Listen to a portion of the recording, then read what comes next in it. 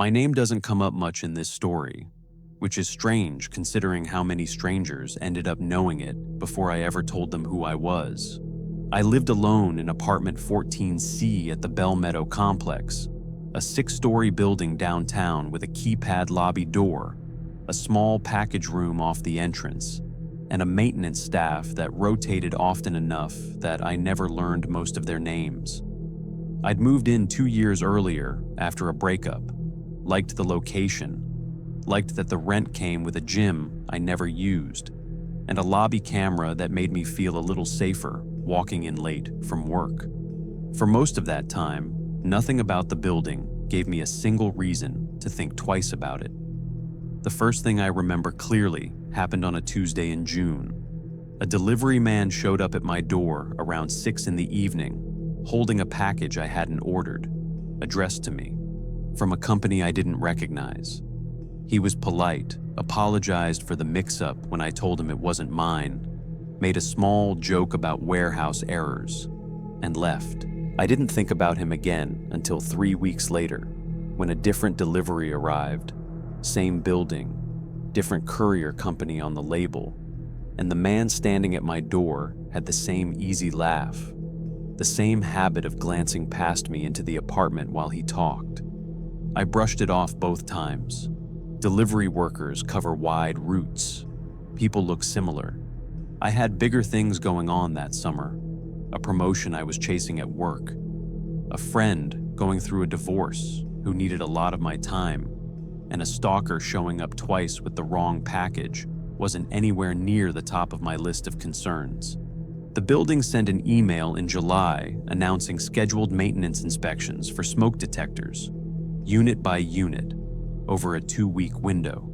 A man came to my door on the date listed, badge clipped to his shirt, clipboard in hand, and walked through my apartment checking detectors while making small talk about the building's outdated wiring. He asked what I did for work, whether I lived alone, how long my shifts usually ran. Normal questions, the kind maintenance guys ask to fill silence. I answered without hesitation, the way you do with someone wearing a badge inside your own building. It wasn't until a coworker mentioned her own inspection a few days later that something didn't sit right. She described a different man entirely, older, with a company polo that didn't match what mine had been wearing. I called the leasing office to ask which contractor they'd used, and the woman on the phone told me maintenance inspections that month had all been handled internally by 2 staff members, neither of whom matched the description of the man who'd walked through my apartment asking about my work schedule. I sat with that for a while before deciding I wasn't losing my mind. I started keeping a small notebook by my door, jotting down dates, times, descriptions, anything I could remember about each person who showed up claiming some reason to be inside the building or knocking on my door specifically. Looking back at it weeks later, 3 separate visits, a delivery man, a maintenance worker, and eventually a man introducing himself as new overnight security, all shared the same voice, low and even, and the same left hand. A faded scar across 2 knuckles I hadn't consciously registered until I compared my own descriptions side by side. The security introduction happened in August, near midnight, as I came in from a late shift. A man in a plain dark uniform, no visible badge number, told me the building had brought him on for overnight coverage after a break-in 2 buildings over, and offered to walk me up since the elevator light had been flickering for weeks. I said no, thanked him, and took the stairs instead, watching him the whole way through the stairwell door window. He didn't move from the lobby the entire time I climbed. I called the leasing office again the next morning. They had no record of hiring any overnight security, no contract with any security company at all, and told me flatly that if a man was posing as staff inside the building, that was a serious problem they'd look into. 2 days later, I got a call back saying they'd reviewed the lobby camera footage from that night and found nothing unusual on file. No unfamiliar man matching what I'd described anywhere near the entrance at the time I gave them. I went to the police with my notebook. 3 separate incidents, 3 different roles, 1 physical description that lined up too well to be coincidence. The officer taking my report was sympathetic, but honest about the limits of what he could do. No threats had been made directly, nothing had been stolen, and impersonating a delivery driver or a security guard, while unsettling, wasn't automatically a crime without more to go on. He suggested a home camera, told me to keep documenting, and left me with a case number that never led to a callback. I bought a small camera for my own door that week, and it caught something 2 nights later that I still think about. A man stood outside my apartment for almost 4 minutes. No uniform this time, just plain clothes, staring directly at the lens without touching the door or knocking, before turning and walking calmly toward the stairwell. The footage was clear enough to make out the same scarred knuckles from my notebook, but never clear enough to make out a face. The last incident happened in September. I came home to find a framed photo missing from my entry table, one of me and my sister at her wedding. The only thing taken from an apartment that had plenty else worth stealing sitting in plain sight. Nothing else was disturbed.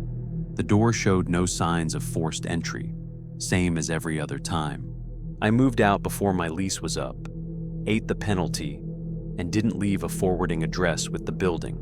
The leasing office called once afterward to ask if I wanted to file anything further, since they'd finally pulled personnel records and confirmed no employee matching the man's description, badge photo, or name I'd been given had ever actually worked there under any of the 3 roles he'd used. I never found out who he was, whether he worked alone, or how he got a badge that scanned clean at the lobby door each time.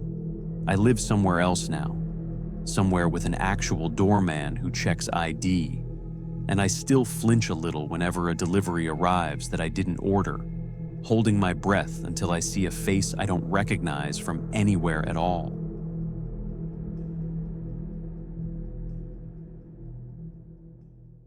I bought the house on Larchwood Court 4 years ago, a small brick rancher at the end of a cul-de-sac in a subdivision that never quite filled in the way the builder's signs promised back in 2019. 3 of the 11 lots still sit empty, overgrown, waiting on buyers who never showed. I liked it anyway. Quiet street, good neighbors, a dead end that meant almost no through traffic. My partner Robin and I settled into a routine pretty fast. I work an early shift at a distribution warehouse, out the door by 5:30, home by 3. Robin works later, usually gets back around 7. Most nights it's just the 2 of us and our dog Biscuit, an aging beagle mix who barks at literally nothing on a normal basis, which is part of why it took me so long to take him seriously. The car showed up on a Tuesday in November, a dark gray sedan parked along the curb across from our driveway, in front of one of the empty lots. Nothing about it stood out. People park on our street sometimes, contractors working on a neighbor's addition, a kid's friend visiting.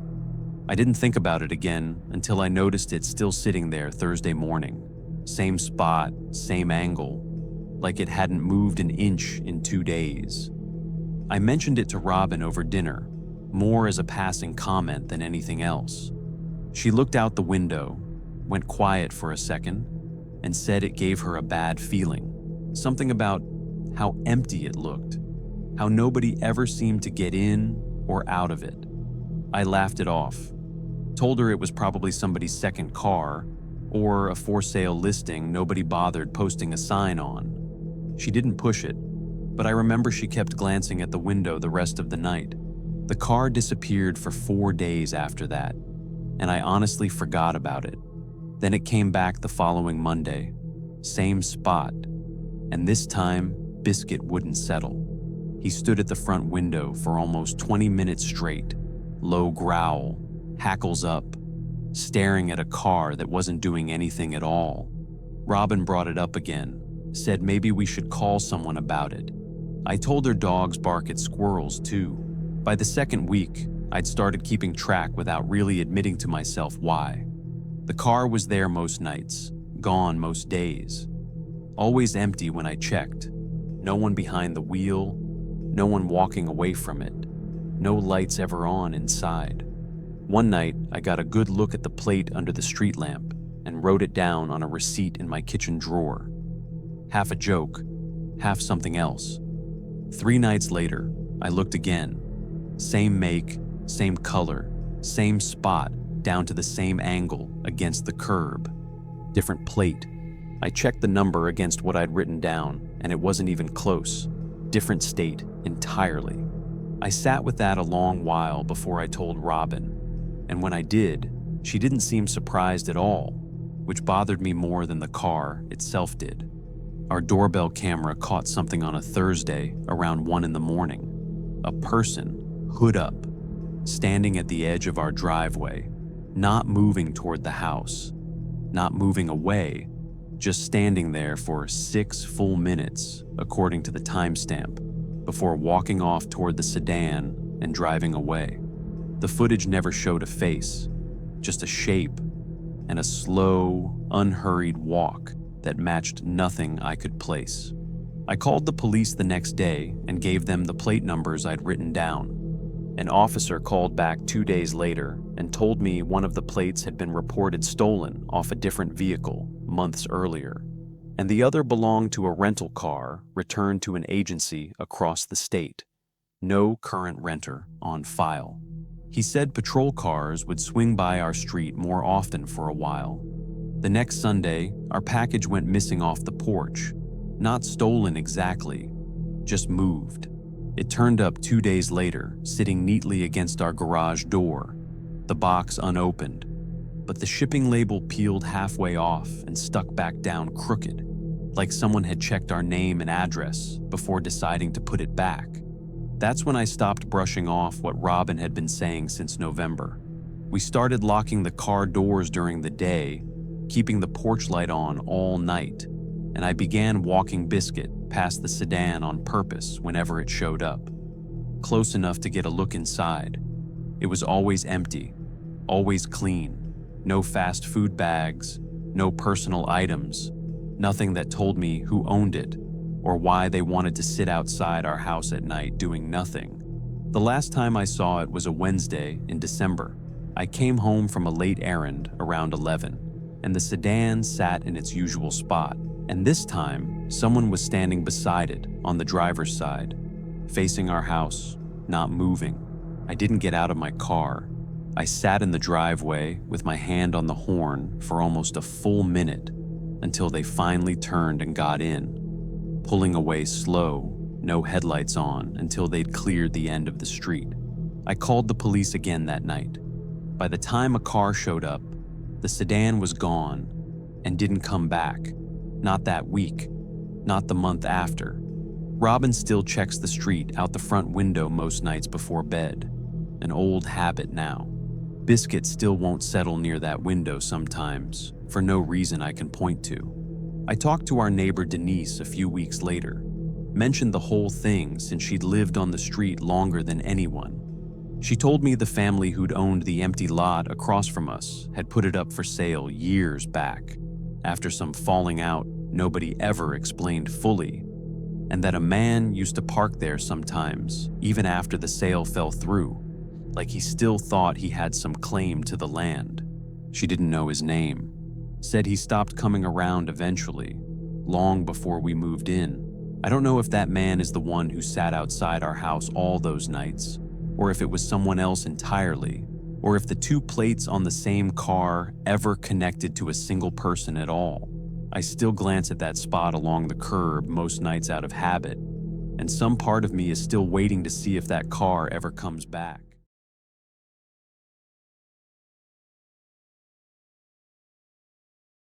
I moved 1,100 miles for a fall semester I didn't ask for, after my father's company transferred him to run a regional office, and my parents decided it made more sense for all of us to relocate together. rather than have me start college somewhere I'd have to fly home from on breaks. I didn't fight it much. I didn't know anyone at my old school well enough to miss them, and a fresh city sounded like a decent trade for a first year, where nobody had any preconceived idea of who I was. I told myself it might even be good for me, starting somewhere with a clean slate, no history following me around a campus. The dorm was a converted brick building on the edge of campus, older than most of the newer housing, but cheaper. 4 floors with a shared bathroom on each hall, and a small window in every room facing a courtyard lined with benches nobody used after dark. My room faced the courtyard directly, 3rd floor, 2nd window from the left corner of the building. My roommate Priya had grown up 2 towns over and already had a built-in group of friends from high school scattered across the dorms, which meant most nights I ate alone in the dining hall or studied in my room while she was out with people she'd known for years. I didn't mind it at first.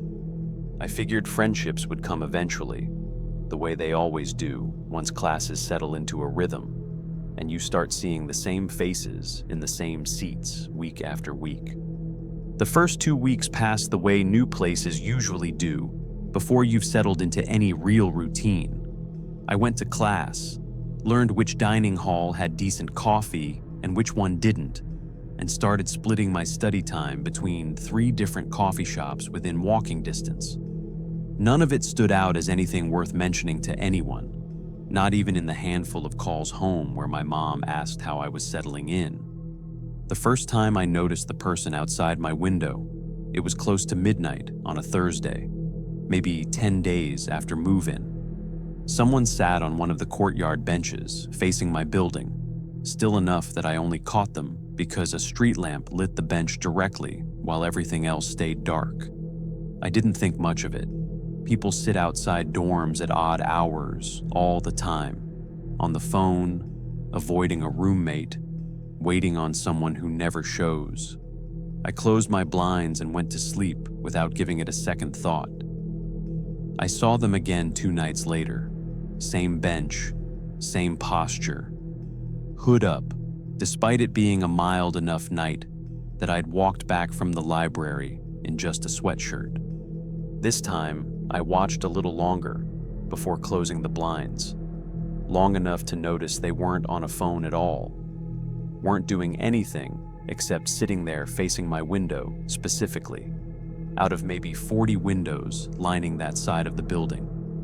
A few days after that, something smaller happened that I almost didn't count as part of the same pattern. I got a friend request on a social app from an account with no profile picture, no posts, no mutual friends, just a blank username strung together with numbers. I ignored it, assumed it was spam the way half of them are, and didn't think about it again until much later, when I remembered the timing lined up almost exactly with the second night on the bench. The lecture hall thing happened the following week in my Tuesday psychology course, a class of over 200 students in a hall large enough that I'd never once bothered scanning the back rows. I only turned around because I dropped a pen and it rolled backward down the aisle, and when I turned to grab it, someone in the last row met my eyes directly, hood up indoors, in a lecture hall, with no reason for anyone to keep one up under fluorescent lighting that made everyone else look washed out and ordinary. I told myself it wasn't the same person.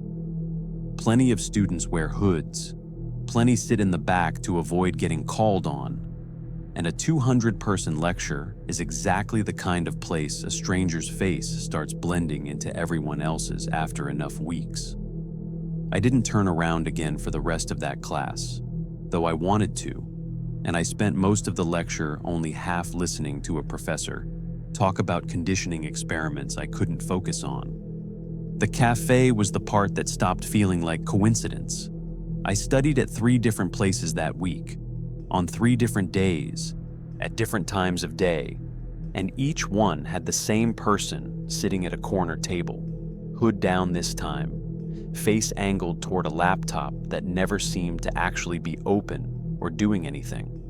Different location, different day, same posture, same stillness. The same total absence of anything a normal person does while sitting in a coffee shop. No phone checking, no drink refills, no small movements at all.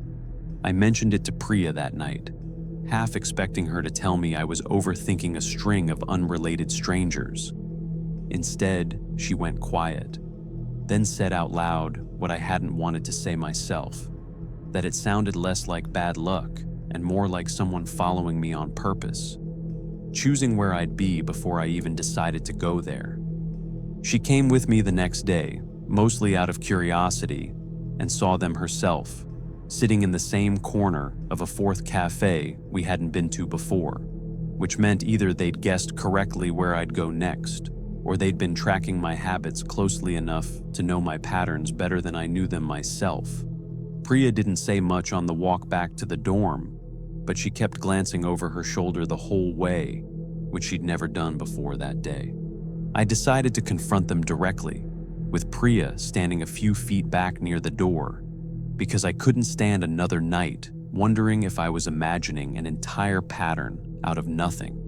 I walked up to the corner table, hands shaking more than I wanted them to, and asked if they'd been following me, if I knew them from somewhere, if there was some reason they kept turning up everywhere I went.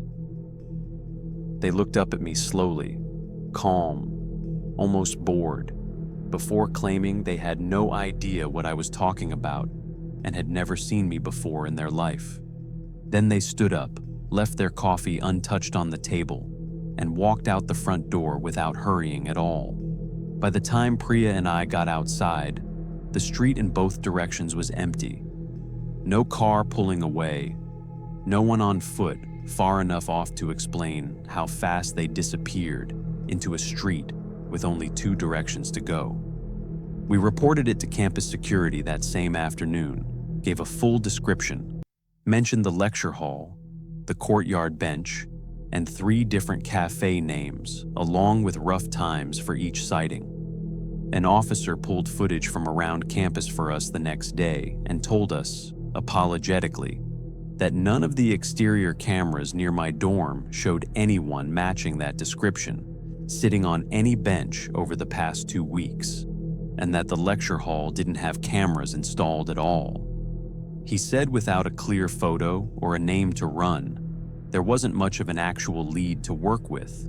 I didn't sleep well that night, checking the courtyard bench through a gap in the blinds every hour or so, until exhaustion finally won out sometime past 3 in the morning.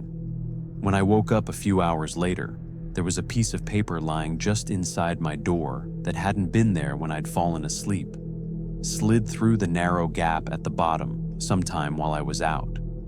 It was a photo, printed on plain paper, of me asleep in that exact bed, taken from somewhere near the foot of it, close enough to catch the time on my nightstand clock in the corner of the frame. The hall outside our room requires a key card to access after 10 at night, and the front desk log for that entire week showed no unregistered entries, no lost or duplicated cards reported, nothing at all out of order, according to building staff who pulled the records themselves while I stood there waiting.